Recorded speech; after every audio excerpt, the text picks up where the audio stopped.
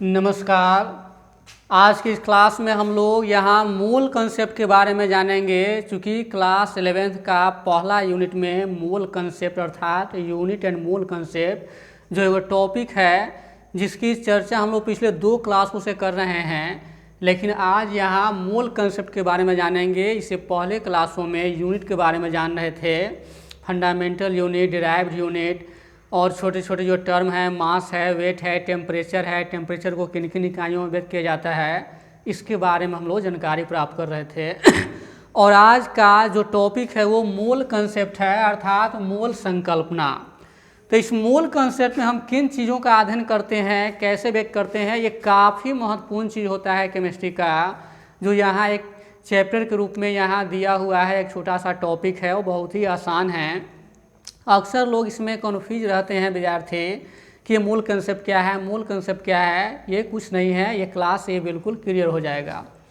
तो इस मूल कंसेप्ट को जानने के लिए पहले हम ये जानते हैं कि एटॉमिक मास यूनिट क्या होता है। एटॉमिक मास यूनिट अर्थात AMU या इसको सिंपली यू से हम डिनोट करते हैं, ये क्या है। एटॉमिक मास यूनिट को परमाणु द्रव्यमान इकाई के नाम से जाना जाता है। एटॉमिक मास यूनिट होता क्या है? जिस तरह से अगर हम कहीं राशन के दुकान पर अगर जाते हैं तो वहाँ वो चावल किलोग्राम में नाप कर देता है, तौल कर देता है। दूध खरीदने के लिए जाते हैं तो वो लीटर में माप कर देता है। कपड़ा खरीदने के लिए जाते हैं तो मीटर में नापना शुरू करता है।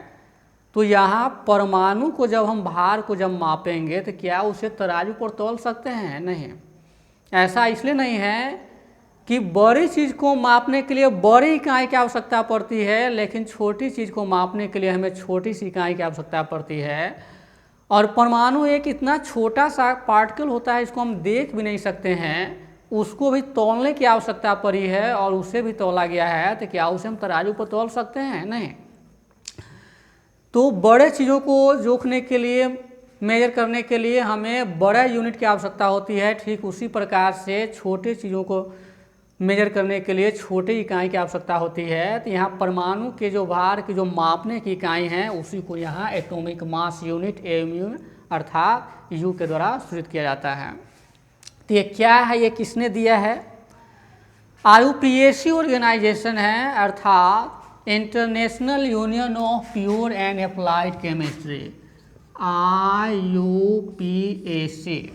इसका फुल फॉर्म होता है international union of pure and applied chemistry अर्थात प्योर और अप्लाइड केमिस्ट्री का एक अंतर्राष्ट्रीय संगठन। ये बहुत सारे जो केमिस्ट्री में जो प्रॉब्लम क्रिएट होता है समय समय पर उसको ये निदान करते हैं, ये ऑर्गेनाइजेशन मिल करके। जैसे पिछले क्लासों में ऑर्गेनिक की पढ़ाई में हम लोगों ने जाना कि IUPAC ने कुछ टेक्निक दिया है, जिसके आधार पर हम बहुत सारे कंपाउंड का IUPAC नामाकरण करते हैं।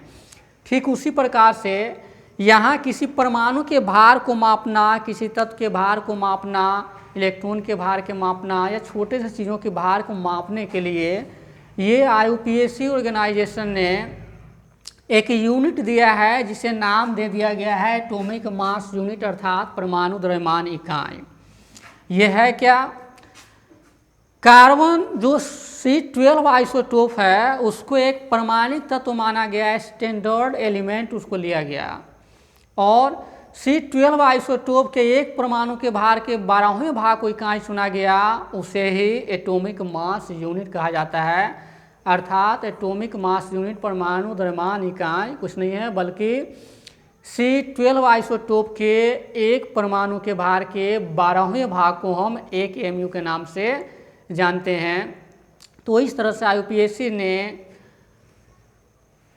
C12 आइसोटोप के एक परमाणु के भार के 12वें भाग को इकाई चुना और उससे किसी तत्व का परमाणु भार जितना गुना भारी होता है वो उसका परमाणु भार कहलाता है। तो इस प्रकार से हम कह सकते हैं कि atomic mass unit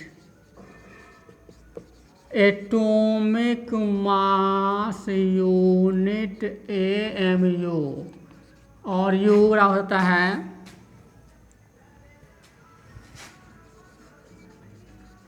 mass of one atom of C12 isotope divided by 12, अर्थात C12 आइसोटोप के एक एटम के जो भार है उसके 12वें भाग को AMU से या सिंपली उसको AMU से व्यक्त किया जाता है। अब हमें यहाँ एक एग्जाम्पल लेना है कि कैसे AMU का एक AMU का मान कैसे आएगा यहाँ पर। तो यहाँ एटॉमिक मास ऑफ कार्बन होता है, ये 12 ग्राम होता है। अगर ग्राम में व्यक्त करते हैं तो ग्राम एटॉमिक मास हुआ, ये ग्राम एटम हुआ। तो कार्बन का एटॉमिक मास 12 ग्राम हुआ और 12 ग्राम कार्बन एक मोल कहलाता है, अर्थात इसमें 6.022 इंटू 10⁻23 एटम्स से मौजूद रहता है। अर्थात यहाँ 1 मोल कार्बन बराबर 6.022 इंटू 10⁻23 एटम्स होता है ये कार्बन का। ये एक एवोगाड्रो संख्या है जिसका अध्ययन हम लोग इसी क्लास में करेंगे। चूँकि यहाँ एक AMU का यहाँ मान निकालना है इसलिए यहाँ पर ये लिया जा रहा है। फिर अलग अलग हम जस्ट इसके बाद इसकी चर्चा इस विशेष रूप से करेंगे, ग्राम परमाणु के, ग्राम एटम का, ग्राम मॉलिक्यूल का, ग्राम आयन का, एवोगाड्रो संख्या का और मोल का। तो यहाँ हम लोग एटॉमिक मास यूनिट अर्थात AMU या सिंपली जो इसको U के द्वारा जो डिनोट करते हैं उसको समझने के लिए एक एग्जाम्पल हम ले रहे हैं कि एक AMU आखिर क्या है, एटॉमिक मास यूनिट क्या है। तो अभी हमने बताया, ये हम नहीं बता रहे, IUPAC ने बताया है और IUPAC ने जो बताया है उसी को हम आपके सामने उपस्थित कर रहे हैं।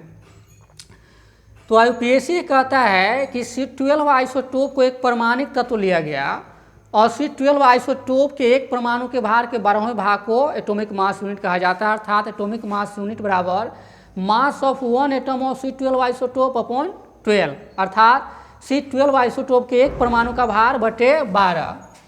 तो हम जानते हैं कि परमाणु, कार्बन परमाणु का जो भार होता है वो 12 ग्राम होता है, जो 1 मोल कहलाता है। तो 1 मोल कार्बन बराबर इतना इसमें कार्बन का परमाणु हो जाता है, इतना एटम्स ऑफ कार्बन हम लिख सकते हैं। तो कार्बन के इतना परमाणु का भार हो जाता है 12 ग्राम। यहाँ पर हम बराबर 12 ग्राम भी लिख सकते हैं, 12 ग्राम कार्बन। तो 1 मोल कार्बन इतना एटम कार्बन होगा और ये 12 ग्राम कार्बन होता है, क्योंकि 12 ग्राम कार्बन 1 मोल ही होता है। तो यहाँ हम देख रहे हैं कि कार्बन के इतना परमाणु का भार होता है 12 ग्राम। तो यहाँ पर लिखेंगे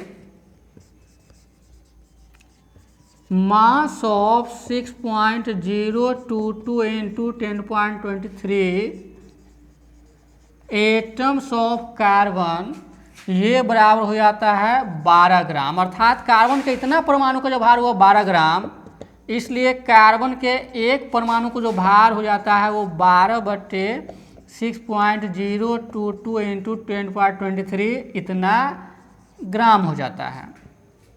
तो कार्बन के एक परमाणु का भार इतना हुआ और कार्बन के एक परमाणु के भार में हम 12 से भाग देंगे तो 1 AMU आएगा, अर्थात 1 AMU या U बराबर हो जाता है 12/6.022 इंटू 10⁻23 और बटे 12। अर्थात ये कार्बन के एक परमाणु का भार हुआ, एक परमाणु के भार में हम 12 से भाग देंगे तो 1 AMU होगा। तो ये हो जाता है 12/6.022 इंटू 10⁻23 और गुने 1/12। इसके नीचे 1 छुपा हुआ है, ऊपर चला जाएगा 1, 12 नीचे आ जाएगा। तो ये 12 से 12 कैंसिल हो जाता है, तो ये 1/6.022 इंटू 10⁻23 हो जाता है। यही एक एटॉमिक मास यूनिट ये कहलाता है। इसे हम भाग देते हैं तो ये वैल्यू निकल आता है आपको 1.6605 इंटू 10⁻24। इस 23 को हम ऊपर ले जाएंगे तो -23 हो जाएगा। और यहाँ जब इसे साइंटिफिक नोटेशन में जब हम व्यक्त करेंगे तो ये एक पावर उसमें और उसमें जुट जाएगा तो -24 हो जाएगा। फिर इसके बाद हम लोग वैज्ञानिक संकेतन में चलेंगे, क्योंकि वैज्ञानिक संकेतन साइंटिफिक नोटेशन भी एक टॉपिक इसमें पढ़ने के लिए हम लोगों को दिया गया है।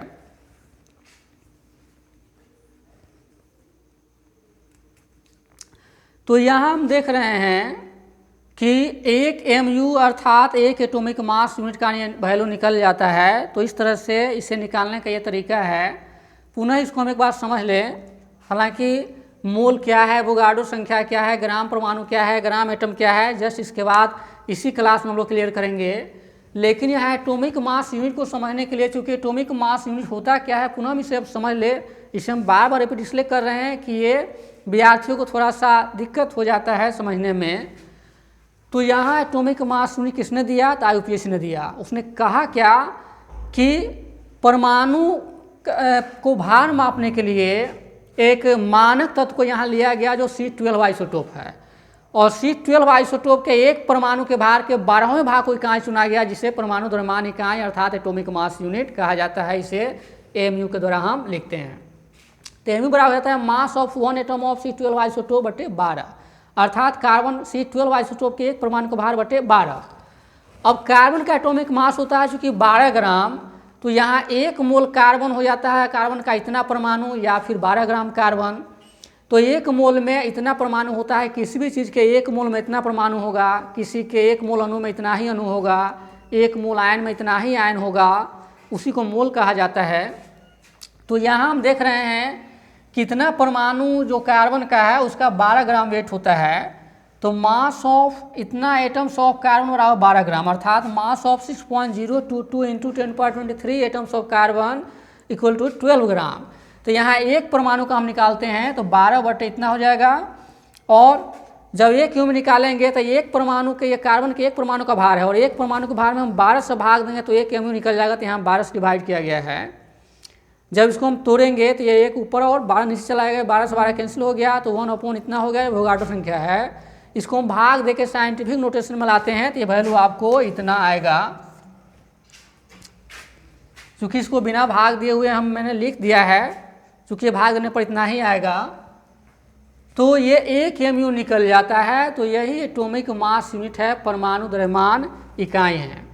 अब इसके बाद हम लोग एटॉमिक मास, मोलिकुलर मास, फिर ग्राम एटम, ग्राम मोलिकुल, ग्राम आयन, एवोगाड्रो संख्या और मोल जानेंगे। इसमें ये काफ़ी महत्वपूर्ण टॉपिक है। तो अब किसी तत्व का परमाणु भार क्या होगा, परमाणु द्रव्यमान क्या होगा? किसी तत्व का परमाणु द्रव्यमान एक संख्या है जो हमें बताता है कि C12 आइसोटोप के एक परमाणु के भार से वो कितना गुना भारी है। ये उस तत्व का परमाणु द्रव्यमान का परिभाषा हो जाता है। किसी तत्व का परमाणु द्रव्यमान एक संख्या है जो हमें बताता है कि C12 आइसोटोप के एक परमाणु के भार के 12वें भाग से वो कितना गुना भारी है। अगर सोडियम का परमाणु भार अगर 23 ग्राम है तो यह हमें बताता है कि वो 23 गुना ज़्यादा है C12 आइसोटोप के एक परमाणु के भार के 12वें भाग से। तो इस तरह से यहाँ एटॉमिक मास और मॉलिक्यूलर मास की चर्चा हम लोग करेंगे। यहाँ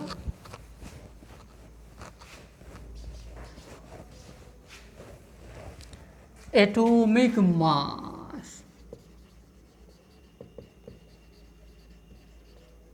एटॉमिक मास यानी कि परमाणु द्रव्यमान।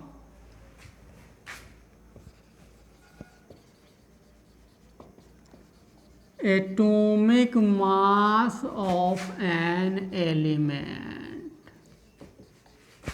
is the number which shows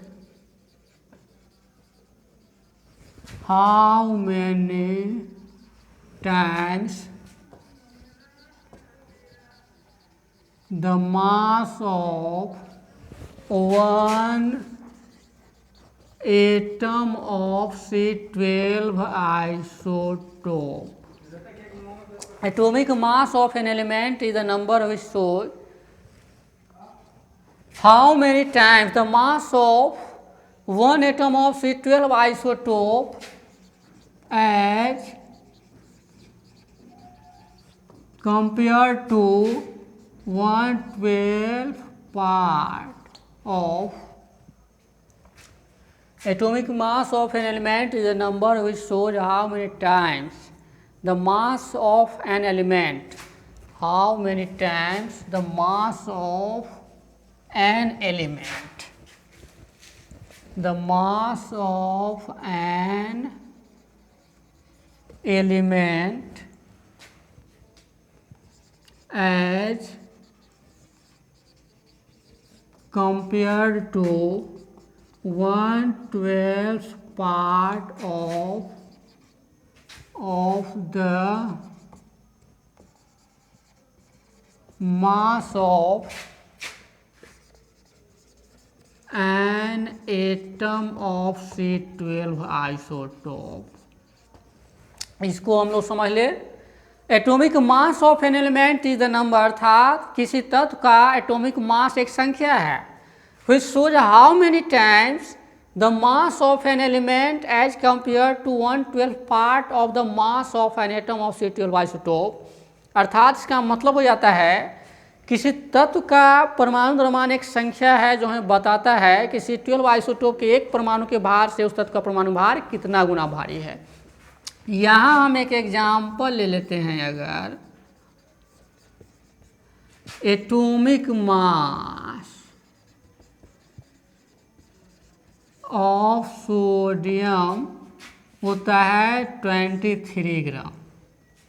जब इसे ग्राम में व्यक्त कर देते हैं तो ग्राम एटॉमिक मास हो गया, ग्राम एटम हो गया, इसे हम एम में लिख सकते हैं। जब ग्राम में व्यक्त करें तो ग्राम में हो जाएगा, अर्थात एटॉमिक मास ऑफ सोडियम ये हो जाता है 23 AMU लिखेंगे। तो यहाँ इसको हम ग्राम में व्यक्त कर देते हैं तो ग्राम एटम हो जाता है। तो 23 ग्राम सोडियम बराबर 1 ग्राम एटम सोडियम हो जाता है। तो यह हमें बताता है कि C12 आइसोटोप के एक परमाणु के भार से वो 23 गुना ज़्यादा भारी है। तो ये एटॉमिक मास का परिभाषा हो जाता है। अब हम लोग मोलिकुलर मास, एक मोलिकुल प्राप्त होता है एटम के एटॉमिक मास के योगफल से। तो यहाँ हो जाता है मोलिकुलर मास, यानी कि आणविक द्रव्यमान। तो इसे लिख सकते हैं the sum of the atomic masses of all the elements present in a molecule is called molecular mass।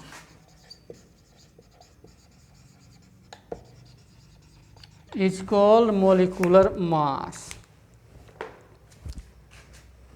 अर्थात किसी मोलिकुल में उपस्थित भिन्न भिन्न तत्वों के एटॉमिक मास के योगफल को मोलिकुलर मास कहा जाता है।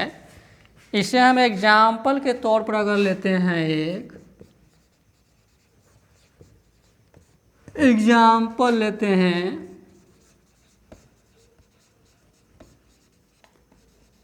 Molecular mass of H2O। तो हाइड्रोजन का एटॉमिक मास 1 यूनिट होता है, तो 1 × 2 I प्लस ऑक्सीजन का 16 होता है, तो 18 AMU हो जाता है।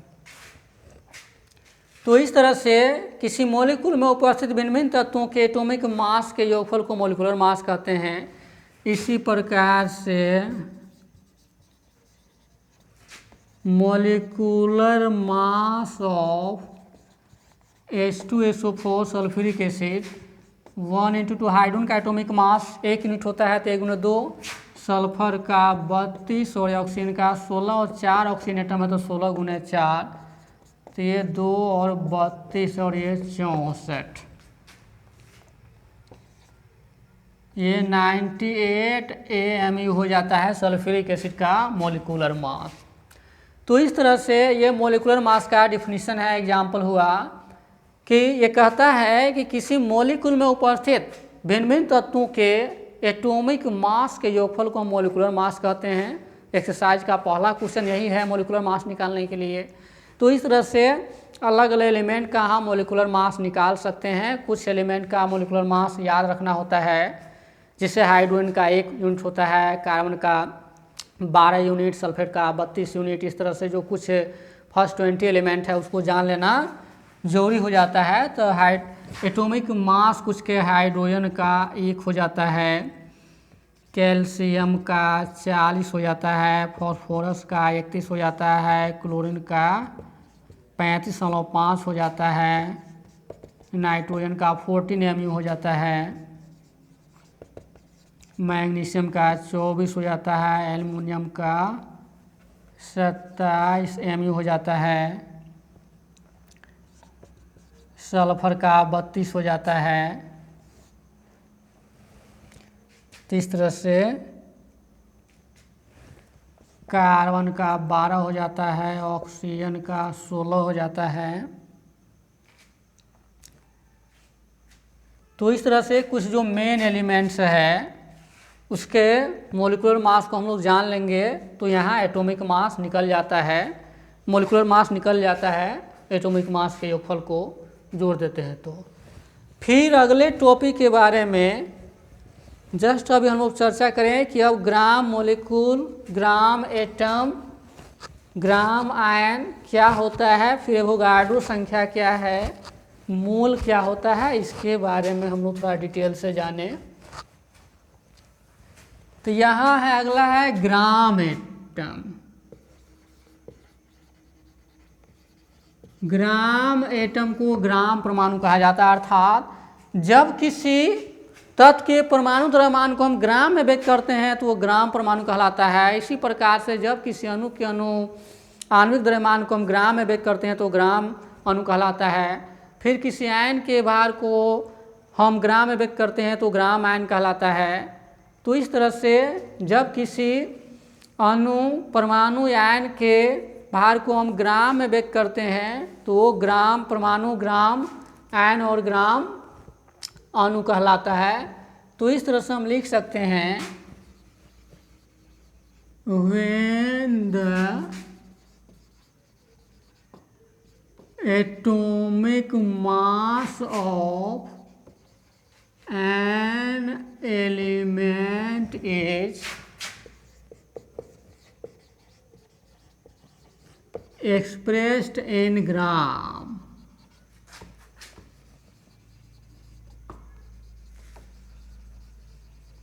that is called gram atom. अर्थात जब किसी तत्व के परमाणु द्रव्यमान को हम ग्राम में व्यक्त करते हैं तो ग्राम परमाणु कहलाता है। एग्जाम्पल के तौर पर लेते हैं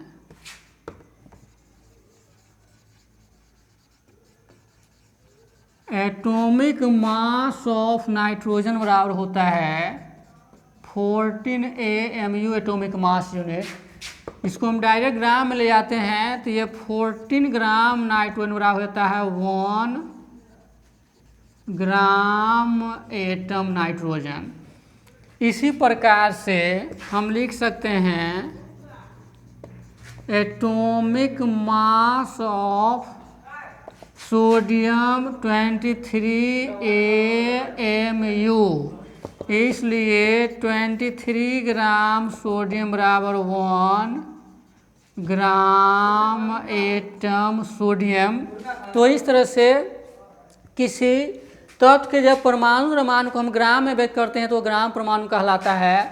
उसी को लिखा गया कि when atomic mass of an element is expressed in gram that is called gram atom. अर्थात जब किसी तत्व के परमाणु द्रव्यमान को हम ग्राम में व्यक्त करते हैं तो वो ग्राम परमाणु कहलाता है। जैसे यहाँ एग्जाम्पल से क्लियर हो जाता है। इसे एटॉमिक मास ऑफ नाइट्रोजन का मतलब हुआ नाइट्रोजन का परमाणु द्रव्यमान 14 AMU, या उसको 14 U भी लिख सकते हैं, एटॉमिक मास यूनिट अभी हमें बताया। तो 14 ग्राम नाइट्रोजन, अर्थात उसे डायरेक्ट हम ग्राम में ले जाते हैं तो 14 ग्राम नाइट्रोजन बराबर 1 ग्राम एटम नाइट्रोजन। इसी प्रकार ये दूसरा एग्जाम्पल हो जाता है एटॉमिक मास ऑफ सोडियम बराबर 23 AMU। अर्थात सोडियम का परमाणु द्रव्यमान 23 एटॉमिक मास यूनिट 23 परमाणु द्रव्यमान इकाई या 23 यूं हम लिख सकते हैं। डायरेक्ट 100 ग्राम में ले आते हैं तो 23 ग्राम सोडियम बराबर 1 ग्राम एटम सोडियम हो जाता है। ठीक इसी प्रकार से ग्राम अणु में क्या होता है कि जब किसी हम अणु के आणविक द्रव्यमान को ग्राम में व्यक्त करते हैं तो ग्राम अणु कहलाता है। तो इस तरह से ग्राम मॉलिक्यूल दूसरा हो जाता है ग्राम मॉलिक्यूल। इसी प्रकार से लिख सकते हैं कि when the molecular mass of a molecule is expressed in gram,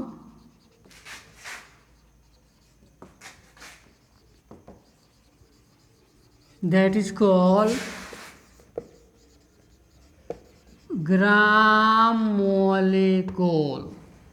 अर्थात जब किसी अणु के आणविक द्रव्यमान को ग्राम में व्यक्त करते हैं तो वो ग्राम अणु कहलाता है।